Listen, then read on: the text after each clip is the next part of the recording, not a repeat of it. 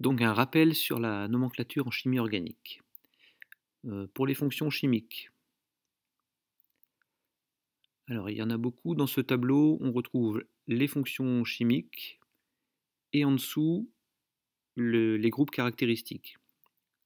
Donc par exemple pour la fonction alcool, ça correspond au groupe hydroxyle, etc.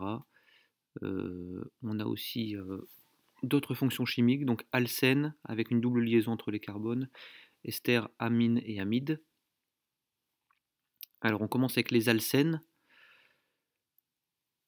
Pour nommer les alcènes, on va partir du nom de l'alcane. On va juste changer le suffixe -ane en suffixe -ene. On utilise toujours la chaîne principale qui doit absolument comprendre la double liaison.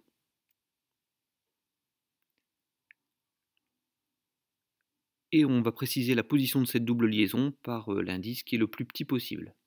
Alors par exemple, si on a cette molécule-là, on choisit la chaîne la plus longue, donc celle-ci, qui comprend la double liaison.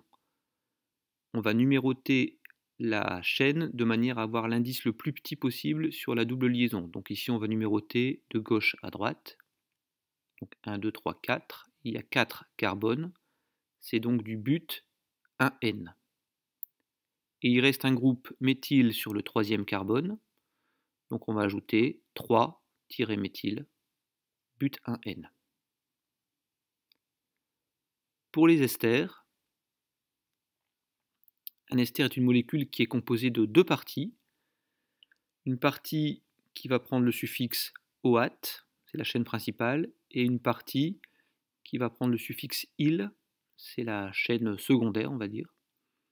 Par exemple, sur cette molécule-là, la chaîne principale, c'est celle qui contient le groupe COO.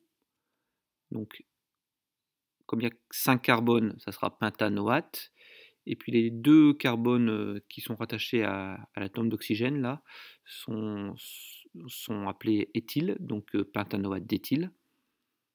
Alors si je vous donne cette molécule-là, on repère la chaîne principale, donc la chaîne principale qui contient le groupe COO, donc ça sera celle-ci, et on va numéroter en partant justement du carbone qui porte les deux oxygènes. Donc 1, 2, 3, 4, on a 4 carbones, donc ça sera donc du butanoate.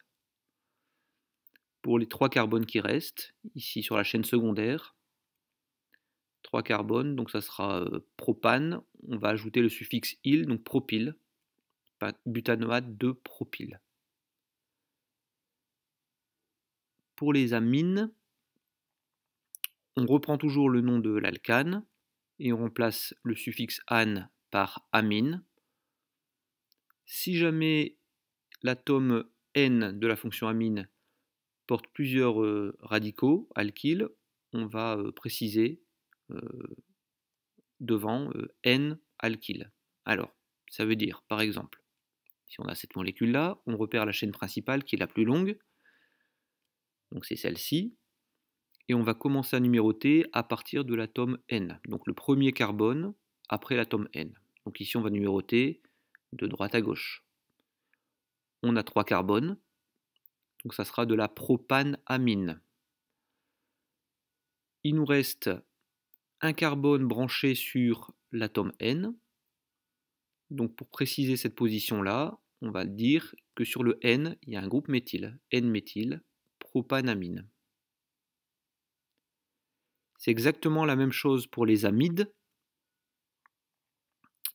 Les amides prennent le radical de l'alcane et on remplace ane par amide. Et la même chose aussi, s'il y a un groupe sur l'atome N, on commence le nom par N avec alkyle. Exemple, ici, alors la chaîne principale, c'est celle qui va contenir le groupe CON, qui est la fonction amide. Donc voici la chaîne principale. On va numéroter toujours à partir du carbone qui porte le CON.